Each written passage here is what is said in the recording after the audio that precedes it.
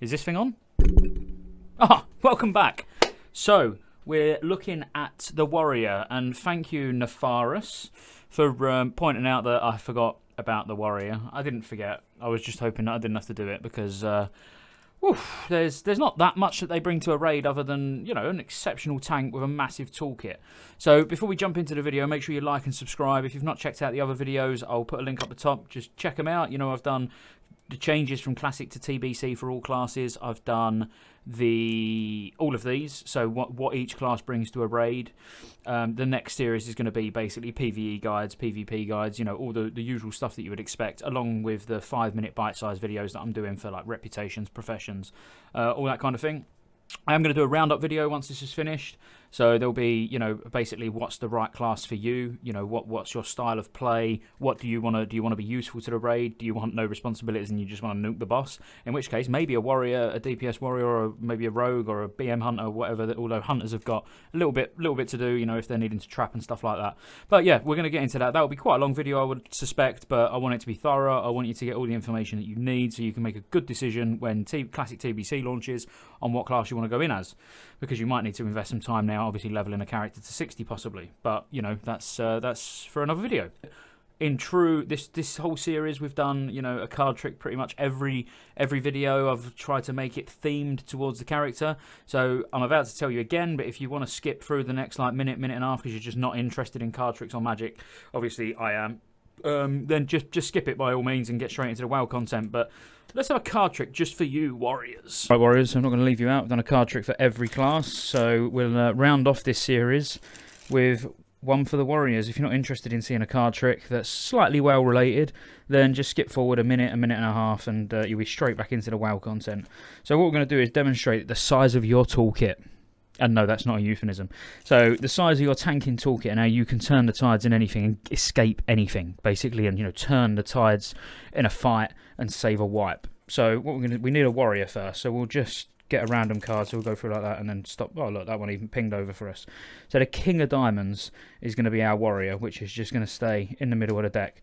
So now we've got the King of Diamonds. So we're gonna get it in a bit of a tricky situation. And what I mean by that, obviously from where it is, we'll just put an elastic band around the deck, and now it, you know, nothing can escape the clutches of this boss. Okay, so I'll just show you that it's your card's not the bottom card, for example. I'll do it nice and fairly so you can see, you know, the card that we'll get rid of that because I know what it is now.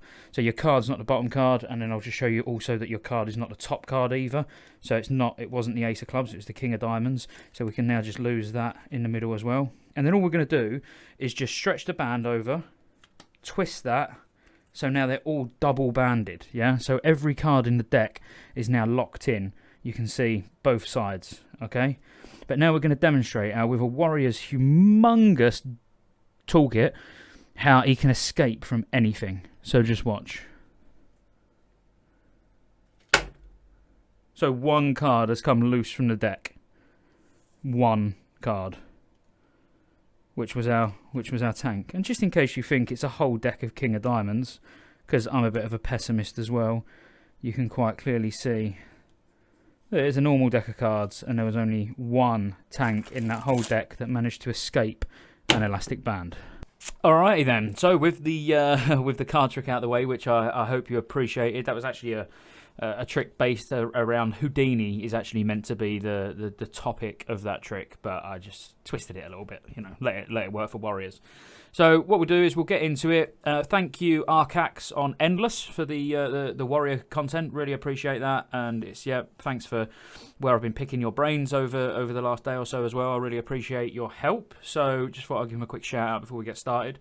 Now let's just get into the abilities. So we're going to start with mainly tanking abilities. So before we even crack on, I know I keep saying let's get into it, but before we even crack on, warriors have enormous amounts of utility when it comes to tanking, not so much when it comes to DPS. So they don't bring that much when it comes to DPS, not even the damage, exceptional damage of what they do in Classic. In TBC they are behind, you know, the likes of Hunters, the likes of Warlocks. So where before you would stack warriors, you didn't care what they brought because they just brought immense amounts of damage. That's not really the case now. So I think the majority of warriors that you'll see raiding will be tanks, even though that, you know, that's not the case in Classic. You will still get DPS warriors because they do still bring some stuff, and they can still do good damage, good cleave, good on-demand burst damage, you know, and good execute phase damage, of course. But I think ultimately you're going to see less. There's not going to be, you know, warriors and rogues stacking on bosses, because overall in TBC the fights are much more range friendly than melee friendly. I mean, that's probably the easiest way to put it. But we'll look at them anyway, and we'll go through all the tanking abilities first that I feel are worth mentioning. This is not all of the abilities.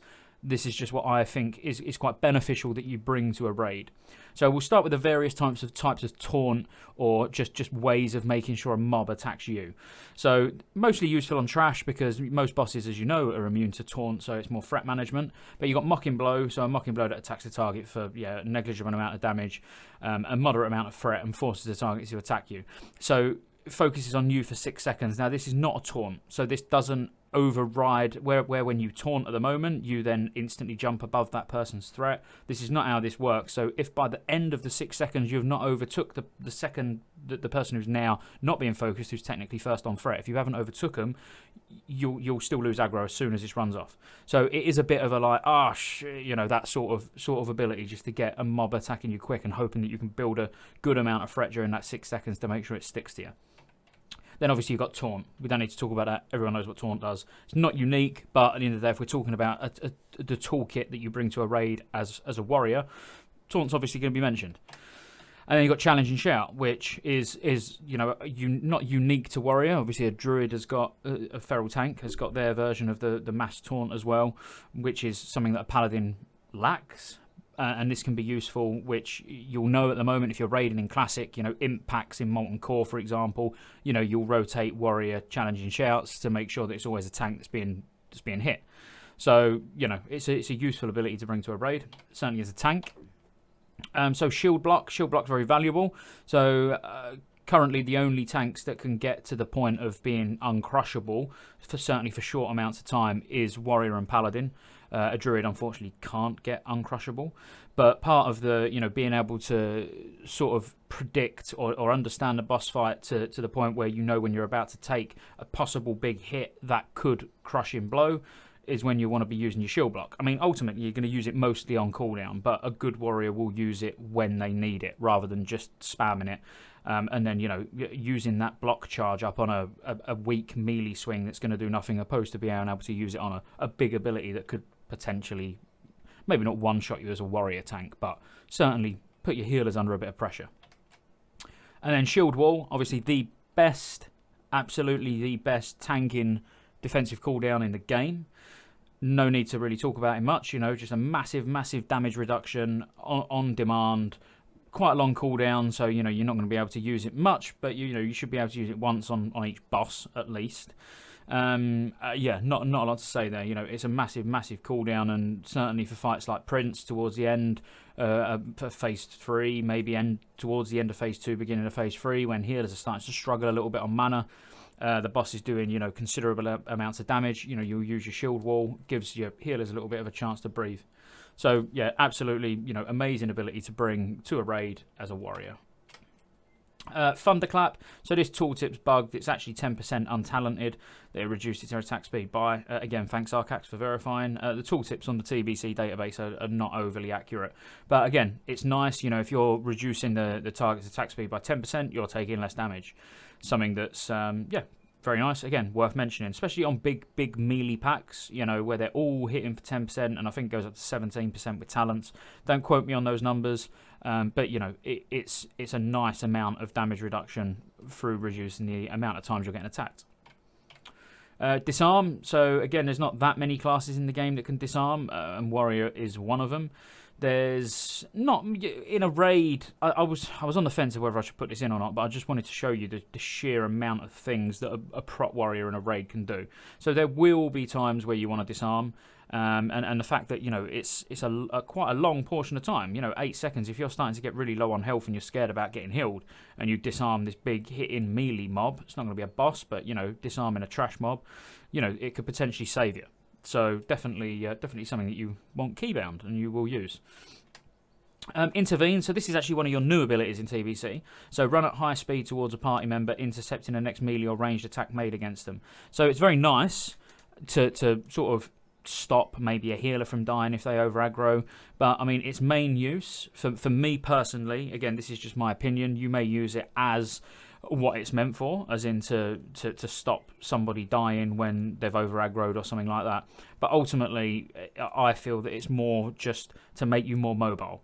You know, making you being able to get out quick. So if there's something going on, you know, where everybody needs to run away from the boss, I'll give you an example. Just in a dungeon, you know, something like Murmur.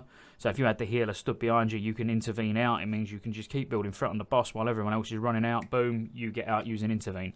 So really nice. And then you can obviously sort of stance, dance, charge back in, carry on. Job's a good one. So it's just more mobility for ultimately what you could class as quite an immobile tank. Spell Reflect. So Spell Reflect is obviously very nice. You can do some fun things in PvP with this, obviously. But the you know, the fact that you can Spell Reflect things like a mob doing a long cast of like Pyroblast or something like that, you know, it's nice. And ultimately you can control the amount of damage you're taking from physical damage with things like shield block and shield wall. That does spell damage as well, but you know what I'm saying, there's a lot of ways you can mitigate the incoming melee damage. Now you've got a way to mitigate incoming spell damage as well, as long as it's direct and not AoE. So very nice. Demo Shout. So the reason I put Demo Shout on here, again, I've tried to make sure that they're at least unique abilities or close to unique, you know, where there's only 1 or 2 classes have got them. But this is the best in the game. So obviously a Druid has got Demo Raw, which, you know, does the same thing, as in reduces the melee attack power of everyone that's affected by it. But Demo Shout from a warrior is more powerful. So, you know, a warrior's Demo Shout is much more sought after than a druid's Demo Raw. So, again, reducing the amount of incoming damage you're taking. Even if you're an arms or fury warrior, you know, and you've got a paladin tanking, for example, you know, could be useful to keep this up, and you might even be requested to keep this up. At the end of the day, it's only every 30 seconds that you need to do it, and it's going to reduce the amount of damage that the tank takes, amount of healing required by your healers, and all that good stuff. So it's not strictly just tanks. You know, there could be situations where even you want your melee DPS warriors, you know, keeping this up. I'm not saying it's anything that I would recommend, but, you know, what your raid leader tells you to do is, you know, their business. Shield Bash, so typical sort of silence ability. You know, it's most classes have got silence, but being a tank that can do an on-demand interrupt is very nice. And the reason I emphasise on that is because if you think of a druid can do an interrupt with feral charge, but not going to be the best thing to do to try and run out and charge back in mid-boss fight. And a paladin, obviously, they can silence with Avenger Shield, but not an actual, just pure, normal, standard interrupt. So, yeah, it's unique to your tanks to have the tank that can interrupt. Then the ability to stance dance. Obviously, I mentioned this briefly a second ago when I said, you know, that you could stance dance and then charge back in, but that would be battle stance. But obviously, as you'll know, if you are raiding on Classic, your ability to not be feared as a warrior or a tank without needing Fear Ward is massive. You know, so being able to quickly stance dance into Berserker stance, pop Berserker Rage, then back into defensive stance and be immune to fear is immense. You know, you can then have maybe Fear Ward kept on your off tank, so they can keep building threat during these periods of time where you're being feared away from the boss, and you don't need to use a priest cooldown because you can just do it yourself. That to me, that's a big positive. And as I say, if you are raiding on Classic and you're doing the likes of Nefarian, or even the big dog Magmadar in it, in Molten Core, you won't be, you know, you won't be getting feared. You can, and it's great for DPS warriors as well, because you can just keep maximum uptime on the boss, again, without relying on, you know, a priest fear warding you. So that is unique and very good if you want to keep the boss still. Now we'll look at the shouts. I am trying to tear through this because there's a lot of abilities to talk about, and I don't want this video to be overly long. So Commanding Shout first. So increases maximum health of all party members within 20 yards by 1080. So stacks with the likes of Imp, Buff, Fortitude. So it's a nice big boost of health. You can improve it further with talents as well. It's nice, yeah. There's, you know, it's a nice ability to bring, not just for yourself as a tank, but even if you're a DPS warrior. If you've got 2 DPS warriors in a group, you know, and you want one using Command and Shout, one using Battle Shout, you know, it's just a nice buff, bit of survival for everybody affected. Then Battle Shout. So obviously this is, yes, a tank can do it, but a tank would be unlikely to do it because they're going to want the extra health instead. But for your DPS warriors, we all know what Battle Shout is. We want it up 100% of the time. It's, you know, nice amount of attack power, also improved by talents.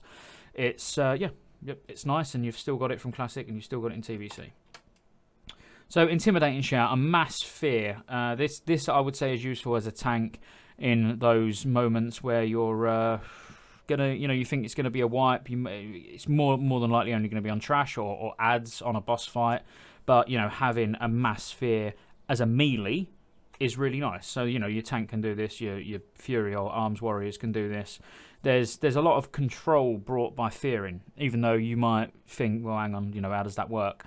But as long as you've got aggro, if you was the tank and you've got aggro on all the mobs and then you fear them off while everyone focuses the skull, now the skull's dying and you're taking no damage at all.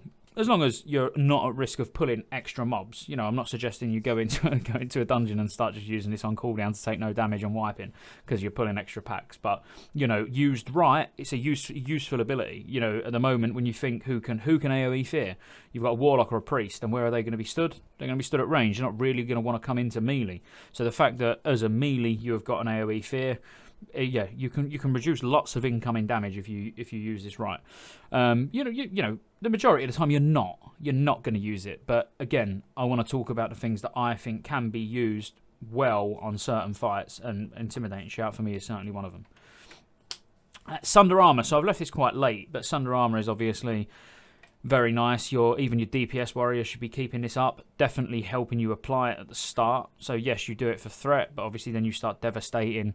Doing a devastate spam, which is your final talent in prop.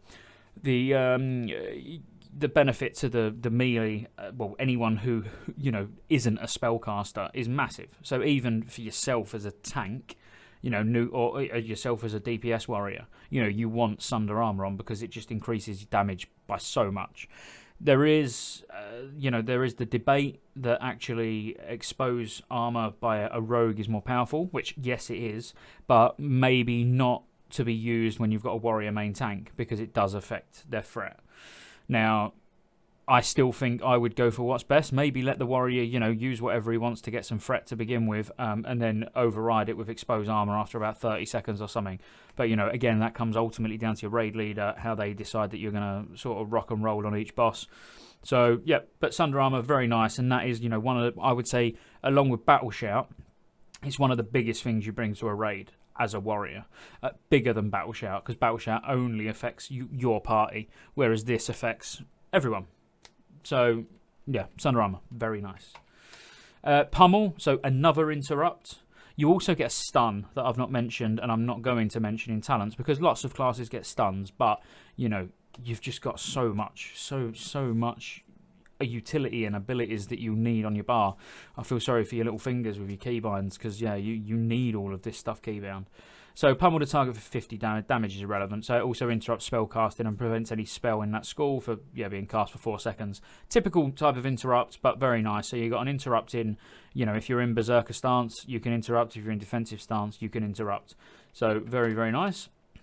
And then shield slam. So this is a talent, but it felt right to talk about it while we're talking about the tanking abilities. So slam the target. This is your big threat generation, by the way. Big threat generation, but it's the end bit that we're actually interested in. So it dispels one magical effect on the target as well, and causes a high amount of threat, like we said. And it's modified by your shield block. So the more shield block you've got, the more damage you do with this, which is interesting because there's some really Gnomragon auto blocker. If you don't know what it is, go and check it out. Really nice shield block trinket, which can make shield slam, hit so much harder. Absolutely amazing ability, and the fact that it dispels a magic effect as well. So if you're using it right, you can do some clever stuff with this. Very clever stuff. So now we've only got a couple of bits more left to talk about. So commanding presence, which is in Fury. The only reason I wanted to mention this is because Battle Shout is powerful. It's nice as it is, don't get me wrong. But, if you've got Fury Warrior in the raid, they're also going to make it 25% more powerful. Or if if your arm's Fury, however you get this, you may have a prop warrior who actually goes into this. I'm not going to tell you what talents you should take. I'm just telling you what talents you can take and what you'll bring if you take them. So increases the melee attack power bonus of your Battle Shout and health bonus of your command shout by 25%. 25% is big.